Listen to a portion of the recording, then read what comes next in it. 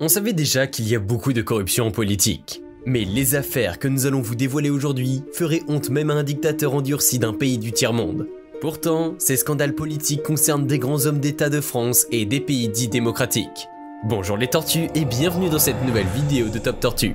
Comme toujours, n'oubliez pas de mettre un pouce vers le haut, de commenter et de partager cette vidéo. Ça aide la chaîne à se faire connaître. N'oubliez pas également de vous abonner et de cliquer sur la cloche pour être prévenu lorsque je sors une nouvelle vidéo. Affaire des otages du Liban. Se pourrait-il que des ministres français aient détourné de l'argent destiné à la libération d'otages français du Liban?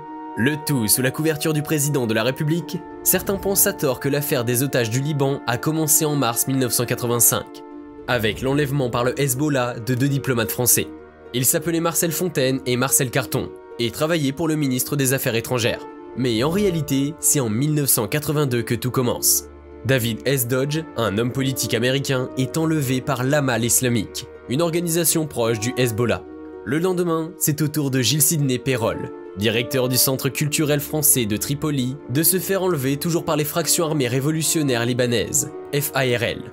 Le 22 mai de la même année, le journaliste Jean-Paul Kaufmann et le sociologue Michel Seurat seront enlevés à leur tour. Ça fait déjà beaucoup trop de Français entre les mains des groupes terroristes. L'opinion publique et les médias vont donc mettre la pression sur l'État.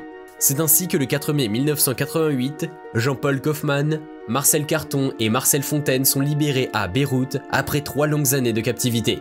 Ils sont accueillis le lendemain à l'aéroport de Villacoublay par Jacques Chirac et Charles Pasqua. Chirac était Premier ministre et Pasqua ministre de l'Intérieur. Dès leur arrivée en France, des rumeurs affirment que l'État français a dû payer une rançon pour la libération des otages. Bien sûr, toutes les personnes impliquées dans cette opération nient catégoriquement le paiement d'une quelconque rançon. Nous sommes en mai 1988 dans un contexte d'élection présidentielle en France. L'affaire aurait pu se terminer là. Sauf qu'en 2002, une note confidentielle et explosive de la DST, Direction de la surveillance du territoire, la relance. La DST est un service de renseignement et de contre-espionnage français rattaché à la Direction générale de la police nationale. Elle affirme que cette note que Charles Pasqua, ministre de l'Intérieur et principal architecte de la libération de 1988, aurait détourné une partie de la rançon versée aux ravisseurs. D'ailleurs, Marie-Danielle Faure et Christiane Marchiani, toutes proches de ce dossier, ont été inculpées dès les premiers jours de l'enquête. Tout de suite, Charles Pasqua demande à Jacques Chirac et à Édouard Balladur de nier à nouveau catégoriquement le paiement d'une rançon. Il faut rappeler qu'au moment où la DST relance l'affaire, on est dans une période d'élection majeure et Jacques Chirac est candidat à l'élection présidentielle. Pasqua crie au scandale et prétend que Lionel Jospin a organisé toute cette affaire pour nuire au candidat Chirac qui est son adversaire dans cette élection. Mais rien n'y fit. La justice découvre que Charles Pasqua a détourné près du tiers des 3 millions de dollars qui étaient destinés au paiement de la rançon. Le plus intéressant, c'est qu'il a utilisé les mêmes montages financiers que des officiels américains avaient utilisés pour détourner la rançon servant à libérer leurs otages. La justice poursuivra Pasqua immédiatement et plus tard Chirac, en 2011, lorsqu'il ne bénéficie plus de la protection de son mandat présidentiel. Le cancer caché de Mitterrand. C'est en 1992 que la France et le monde entier apprennent que le président Mitterrand est atteint d'un cancer de la prostate. Pourtant, François Mitterrand et certains de ses proches collaborateurs le savaient depuis 1981. Ils ont donc réussi à tromper le peuple français pendant 11 longues années sur l'état de santé de l'homme le plus important du pays. Depuis que Georges Pompidou est mort de la maladie de Waldenstrom, il a été décidé que désormais tous les présidents de la République devaient être transparents sur leur état de santé. On voulait ainsi s'assurer que la France ne soit pas dirigée par un homme diminué ou gravement handicapé. Dès décembre 1980, le futur président Mitterrand commence à sentir des douleurs au dos et dans la jambe. Et il n'arrive plus à faire du sport. En 1981, alors âgé de 65 ans, le président sent que ses moyens physiques le lâchent. On le surprend par exemple à boiter aux obsèques du président égyptien Sadat. Mitterrand reste têtu. Pourtant, il sait très bien qu'il y a des antécédents de cancer de la prostate dans sa famille. En effet, cette maladie lui a déjà pris son père et son frère aîné. Ne pouvant plus supporter la douleur, il décide enfin à aller passer des examens médicaux à l'hôpital d'instruction des armées du Val-de-Grâce, sous les encouragements du docteur Claude Gubler, son médecin personnel. Le 7 novembre 1981, le président passe des examens sous le pseudonyme d'Albert Blot. Le 13 novembre de la même année, les résultats tombent et les craintes de Mitterrand sont confirmées. Il souffre d'un cancer de la prostate qui a commencé à attaquer ses os. Se sachant malade, Mitterrand va leur faire quelque chose de totalement incompréhensible. Il mettra tout en œuvre pour cacher sa maladie. Même lorsqu'il brigue un second mandat en 1988, il ne dit rien de sa maladie et ne souhaite d'ailleurs pas entendre l'avis de ses médecins. Dès le début des années 90, le président élu pour un second mandat souffre terriblement. Il songe même à démissionner, mais il se ravise.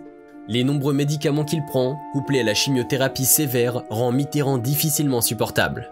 Il a du mal à penser aux affaires de la République tant sa maladie le préoccupe. Ce n'est qu'en 1992, lorsqu'il doit absolument être opéré, que le cancer de Mitterrand sera dévoilé. L'analyse des fragments cancéreux extraits de son corps révéleront que son cancer date de plus de 11 ans. Le scandale du cancer de Mitterrand éclate. C'est l'histoire d'un président tellement accroché au pouvoir qu'il a caché sa maladie à son propre peuple. Cette histoire terrible n'est pourtant pas la plus scandaleuse de cette vidéo. Regardez plutôt la suite, l'affaire Carlos Ghosn. Bien qu'étant plus financière que politique, cette affaire n'a rien à envier au pire scandale de corruption en politique. Bien au contraire. À une époque où il était à la tête du groupe automobile formé par Nissan, Renault et Mitsubishi, Carlos Ghosn s'est rendu coupable de dizaines de malversations financières. À ce jour, le franco-libanais est poursuivi dans 13 pays répartis sur 4 continents, dont l'Asie, l'Europe, l'Amérique du Nord et du Sud.